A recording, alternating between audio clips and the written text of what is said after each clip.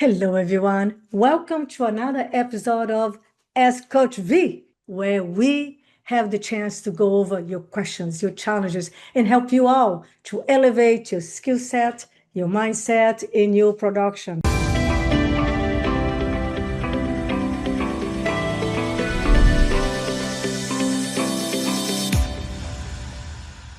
So, hello, Coach Yvonne. So good to Hey, see you. coach, happy to be here. Yeah, we got some great questions today. Guys, for those of you joining us, you know you're in for a great treat. We're going to have a great episode. For those of you watching for the first time, this is the show where we do exactly what the title says. We ask Coach V. I go out and I find questions, challenges, scenarios that agents are finding themselves in, and I bring them to a top seven-figure, top producing agent, master coach who has helped so many people around this country to grow their business. So you can get what would an actual expert do in this scenario? Okay, so coach, I got some great questions for you today. Oh, I'm so excited. I'm so excited that we have the time to spend together and bring a lot of value to our community. So I'm ready. Let's go. All right, let's do it. So, guys, we do this for a living. We answer our clients' questions, our challenges. We help them to level up. And so sometimes it's fun to go out there and see what are agents struggling with. And so today I have a really interesting one. And I'm going to start with this one because this question, coach, I think will really lead into a broader discussion that's going to help a lot of agents out there. So let's go ahead and pull this up. So, guys, I found this in a Facebook group. And I think it's a fantastic question because it leads to some great things. So I'll go ahead and read it. Two questions. How have you presented feedback to your clients regarding odors from spices, regardless of the home being vacant? Part two, how have you remediated said odor, an air purifier, candles, blah, blah, blah, blah, blah. Okay, that's not the important part. So here we have an agent who they're trying to sell a home and maybe these clients cook with a lot of pungent spices or whatever it is and they're a little concerned about how that might come off to potential buyers. But coach, really the reason that I chose this question is because we can talk about odors and smells and air purifiers and all that, but ultimately what this question looks like to me is how do I have a sensitive conversation with my client? How do I bring up something that could be a touchy subject? Because you might go to them and say, hey, your house stinks and we got to stop what you're doing. And they get offended, they get mad, they don't want to work with you anymore. So coach, we can talk specifically about, we can use this one as an example of how to bring the question of odors and all these things. But ultimately, I want to ask you, coach, how do you have sensitive conversations like that? How do you bring up a sensitive topic like that? Coach, I love the question. I love the question because, like you explained really well, it covers a big topic. How can I communicate effectively without offending people and getting the result, right? Helping people and getting them to move ahead. So let me give you one of the things I learned right away, and then we can go a little deeper. One thing I learned that really improved my conversion, my skill set, everything. Just remember this, write this down and never forget. You can say anything to anyone if you have enough empathy, consideration, and respect in your voice. So words are only 7%, only 7%. Communication is 93% tonality, your tone of voice, and your body language. So if your tonality has a lot of empathy, care, understanding, and also strength, confidence, and assertiveness, people will care and listen, and they know that it's for their own good. So let's go here because isn't it true, Coach? We can't tell people anyone if you know how to say it. So again, it's a skill, and I'm so glad we go over here. Guys, as a top producer that sold over 1,000 homes, I see them all. I see houses smelling like cat pee, smoke. I've seen a house smell like, like dirty dogs, and then Yeah, just maybe and it's even also not just smell, right? I not mean, the smell. they might have a house that maybe they collect, Beanie Babies or something, and they have hundred of little dolls all over their house, and you Yeah, want to tell them, hey, that's weird or creepy, or people might not like it, exactly. right? But to them, it's important. So it can be anything.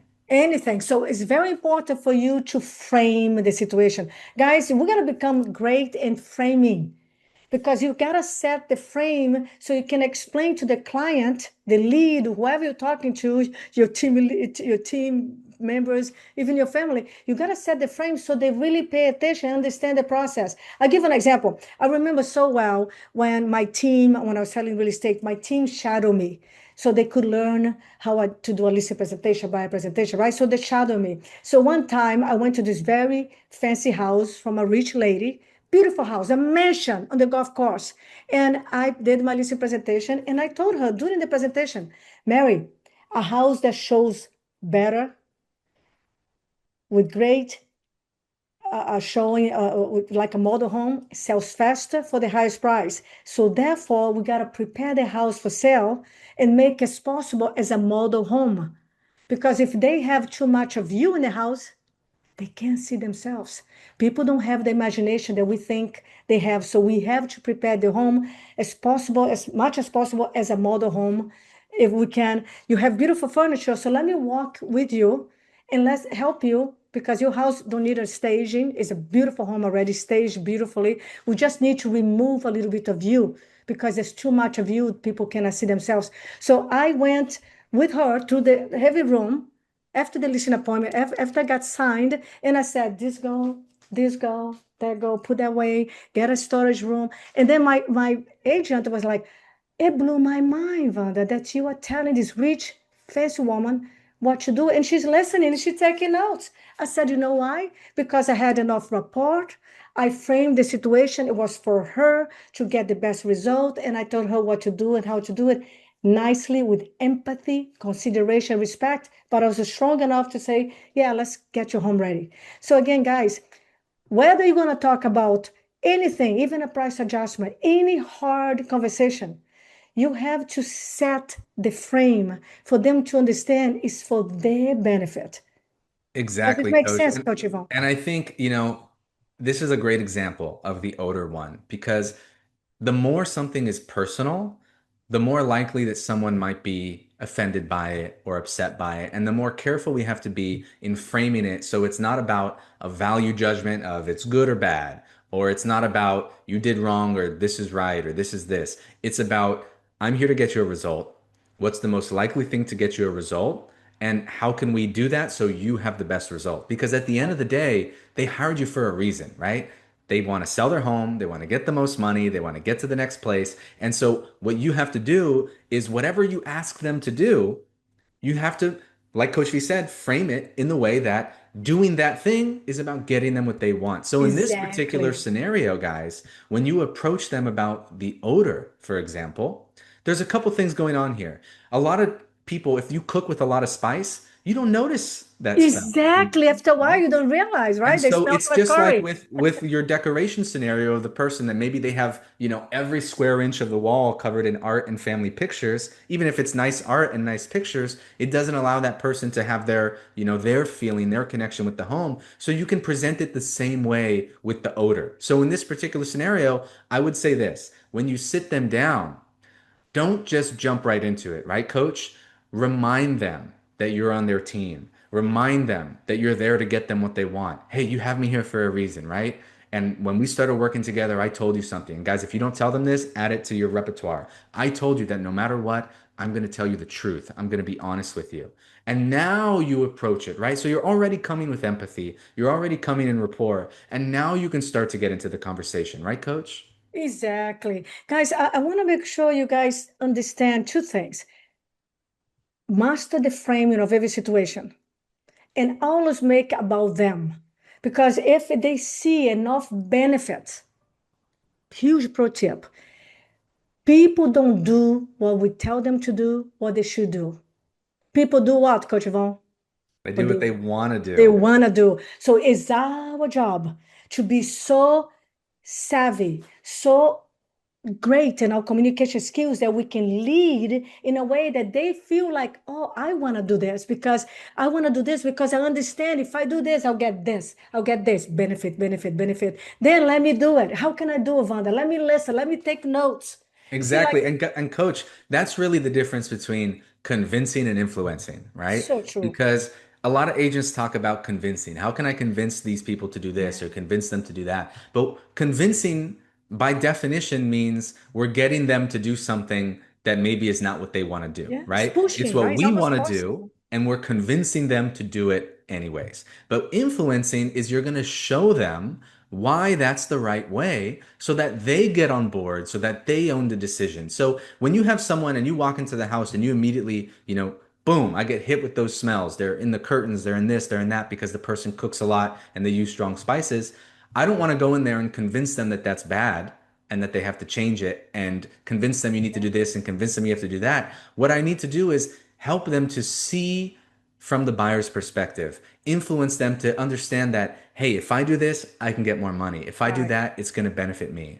Exactly. So, coach, before we go to the next question, let me give you exactly the framework of this conversation here to answer your question. Because I've sold, like I said, I sold a lot of fixer up besides fancy luxury homes, as my expertise, luxury homes, but I sold everything. Go with the client and let him feel the situation. Don't tell. Telling is not selling. Ask, hey, John, listen, remember when you have that conversation that a house that shows better sells for the highest price and sells faster? So let's talk about the condition of your home. Now, you live here, my friend, you've been here for a long time. So let me ask you, is it possible that some things in the house that might be a little broke or not working well, the functionality, or maybe even smells that you already don't even notice anymore? Of course, right? I know I can tell you, for example, I have friends that have animals, and many times they don't smell the animals anymore because they got used to it. Or they've cooked a lot of curry, and because they use the curry so much, they don't even feel anymore. So I'm going to tell you, like I told you, I'm here to tell you the truth and help you because we already released this house, right? You're going to go to your next house, and that's such a great thing. So let's make this house the best presentation possible. I can smell odor of whatever it is, cigarette, blank, blank, blank. I can smell the odor. And if I can smell, someone else can do too. And people, they don't even think, oh, I can just paint the house or clean the carpet. Right away, they dismiss your house. In the mind, dismiss your house. So it's not worth it to live like that. So I know it's vacant. So this is what we're gonna do. A fresh coat of paint would help with the smell. Clean up the carpet really well. And if the carpet is really a mess, you guys ask to change the carpet, right? And the other thing is, if you cigarette a lot, what I know by experience, Mrs. Seller, is ozone machine. We can rent a machine that they have the blowing ozone, and that will help with the smell. In your case, because I can tell you, again, I have to tell you the truth so I can help you, it smells strong. So I recommend let's clean the carpet, let's do a fresh coat of paint, and let's bring the ozone machine for 2 days. Can we do that?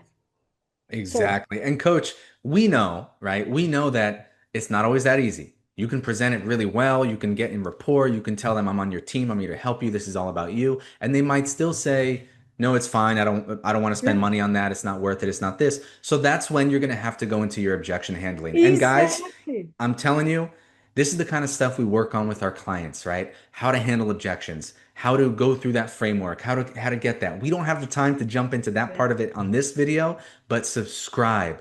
Put a thumbs up on this channel because guys, we put out a lot of free content. We're going to talk about how to handle objections. We talk about all sorts of situations like this, and you guys don't want to miss it. So coach, we got to get to the next question here. Anything you Yeah. want to say on this one just to finish it out? I do. Thank you, coach. Awesome. Just remember, guys, you do have to answer that fear. Oh, I don't want to do anything. I think it's fine. If you don't answer that, you will pay the price forward because the house won't sell and they're going to blame you. So you got to handle the objection, the fear. That's what we teach at VIP or one-on-ones. Yeah, because there's a framework because you have to address that.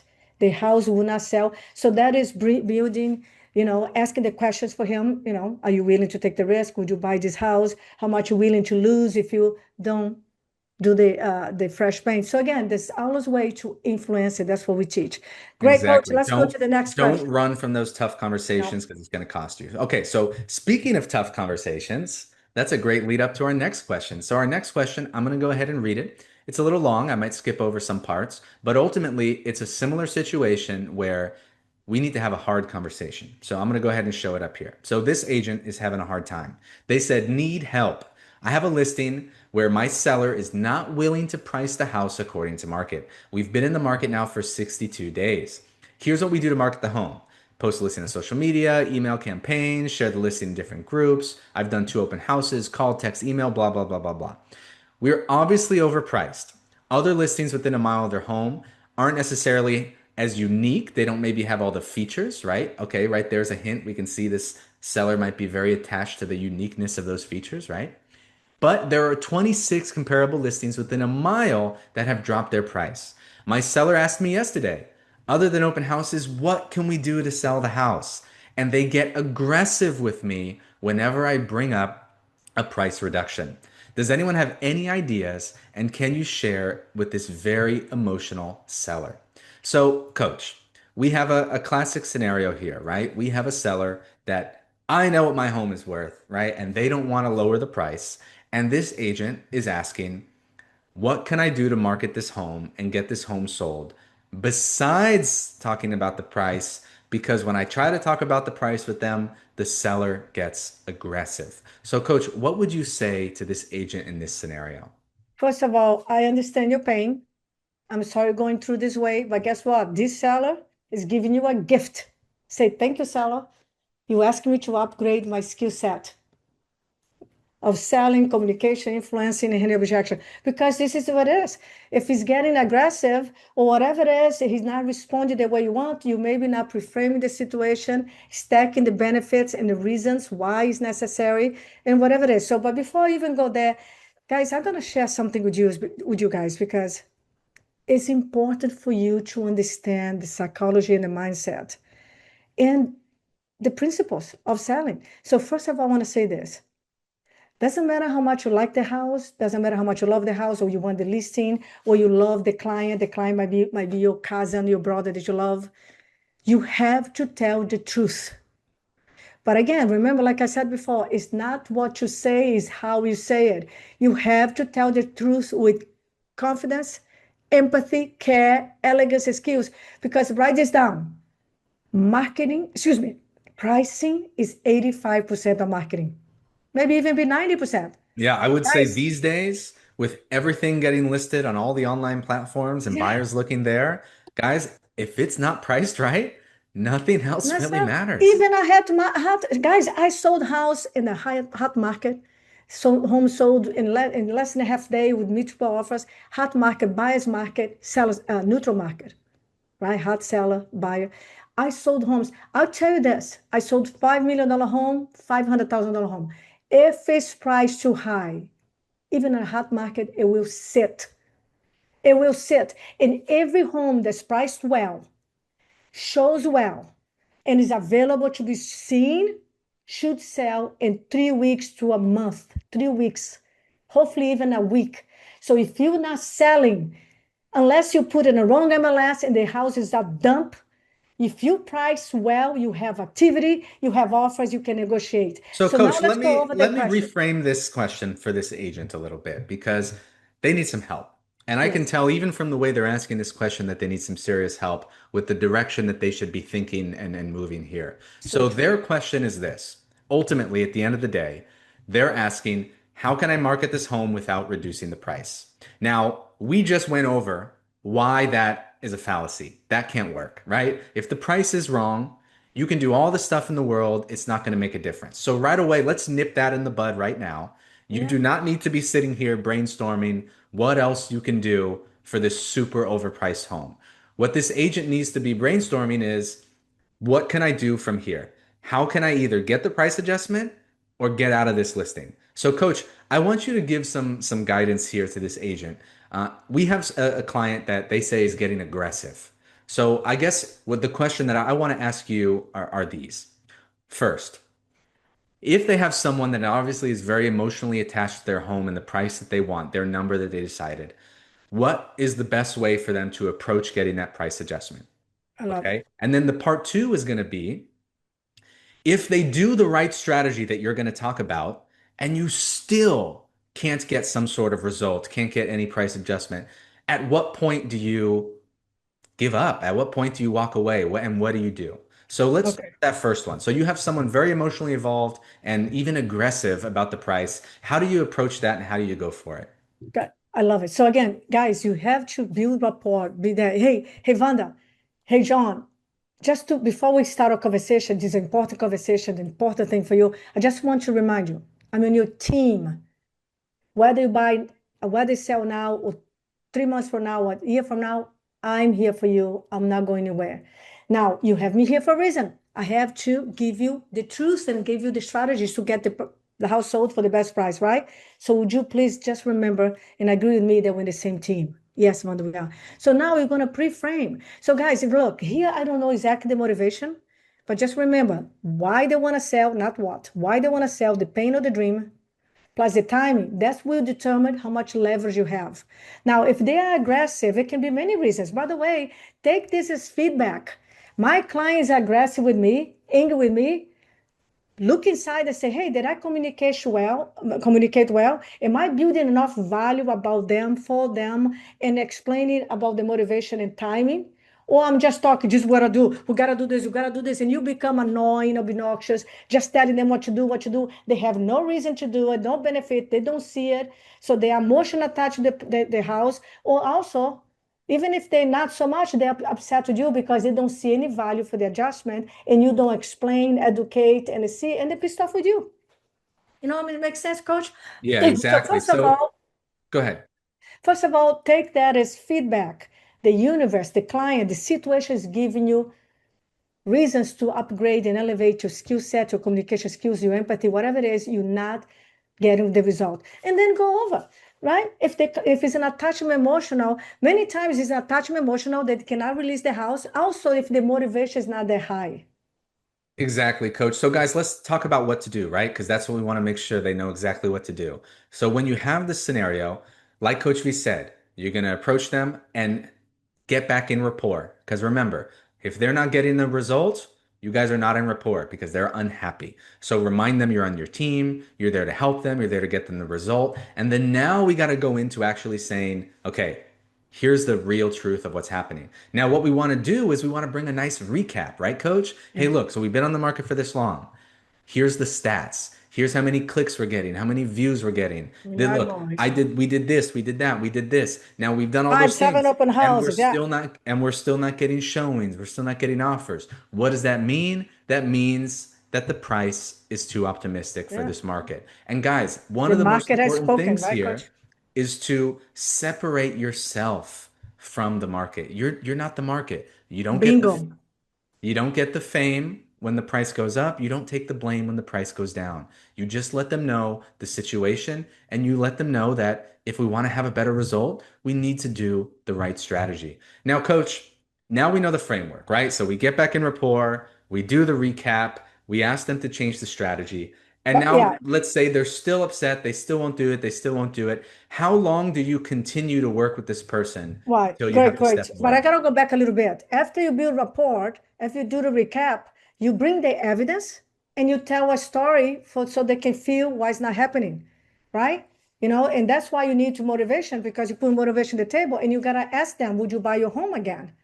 Okay, and what's stopping you from selling? I mean, do you really want to sell, or this is just an idea? I would get that conversation deep with empathy and active listening, but I'll go assertive to the very end because if their plan change or they say he's motivated but he doesn't want to sell at all, because guys, 62 days in the market and you With don't no have a price showings, no adjustment, offers? that's ridiculous. So again, so after you do that intervention, right?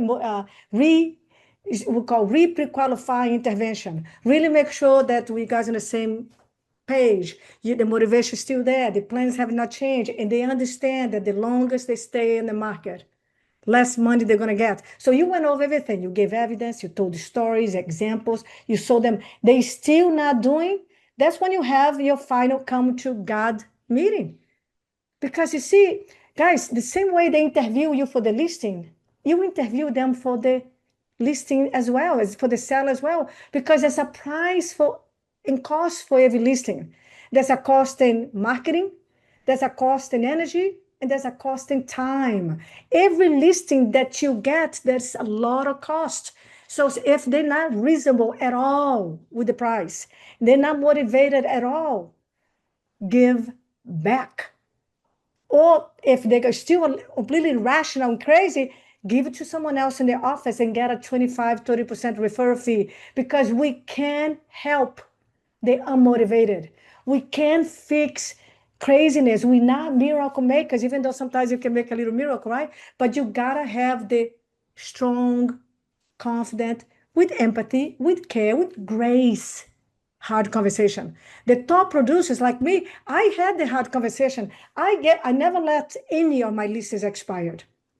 If by any chance plans changed, or they become unmotivated, or they didn't tell me specific the truth, and now they're soft, I will give the back and I'll stop doing because doing more open houses, throwing money on something that doesn't work is just waste of money, time, and energy. So give it back with elegance, with grace, with skills, and knowledge. Say, Vanda, John, not Vanda, Vanda is me. So John, seems to me like maybe the plans changed, or maybe you're not quite ready right now because we have done everything and we know it's a price issue and you're not willing to adjust the price. So are you okay to wait another year, 2 years to sell your home and not go to Texas, spend time with your grandkids? Or would you like to adjust the pricing, make a sale so you can enjoy the life with your grandkids? How would you like to proceed? And then you give the ball to them. And if they say, I'm okay, I say, good. So let's do this. Let's withdraw the property. Let's wait for the market to get better. Or you decide that it's time and we'll go back in the market. Yeah, Can we and do it's okay to be the second option, right? If that? they go to someone else and someone else buys that listing by promising they can get them the price that they want, hey, and they want to go through that, that's okay. There's always more business out there. So guys, if this was helpful, hit that like button, subscribe so you don't miss the next one. We love doing these. We're always going to do more for you. And I think you can see we're bringing real world strategy here that you guys can start implementing right away. Some great questions today, right, Coach? Great questions. Guys, just remember, sometimes you guys are so nervous because you are anxious because you are attached to the outcome. Do you want a guarantee? I know you do. Everybody loves a guarantee. Well, you actually know that the only guarantee you have is we are going to die. We are going to pay taxes. And if you don't change, it's going to get worse and worse and decline. But here's a guarantee, I promise you, an extra guarantee. If and when you keep your pipeline full, because every day, rain or shine, no matter what, you do your lead generation, lead follow up, you nurture your database, you do your emails of value every week, and you do your calls, and you talk to people, and you're upgrading your mindset, your skill set, and your energy. If you keep the pipeline full, the deals can fall apart, clients change their mind, things happen. Yes, you feel because you're human, but you're not desperate, anxious, and because you have more. You have more. So have more. Decided to say, hey, I'm an appointment setting machine. I'm a listening machine. I love helping people and keep that pipeline full. Right, Coach Yvonne? Exactly. And one last reminder I want to say before we close out here is this. Remember, guys, don't get attached to the outcome. Coach V just said it, right? You do your very best and you release the attachment to the outcome. And as long as you do that, guys, you're doing your job. So for this agent, hey, go do your thing, go try again, but keep procuring new business, keep focusing on growing. Wonderful. Do me a favor, put here a comment. What resonated with you? Did you like the pro tips? Did you like the approach? What's the questions you have for us today? And keep following us. Follow me on Instagram. We do free training for you guys. Stay connected because when you're connected, you get engaged. When you connect and engage, committed, then you act like the amazing top producer you are and are becoming. Thank you, Coach Yvonne, for your brilliance. Thanks, Coach. Thank you, everyone. Go do your magic, and I'll see you next time. Love you guys. Bye bye. Bye, everyone.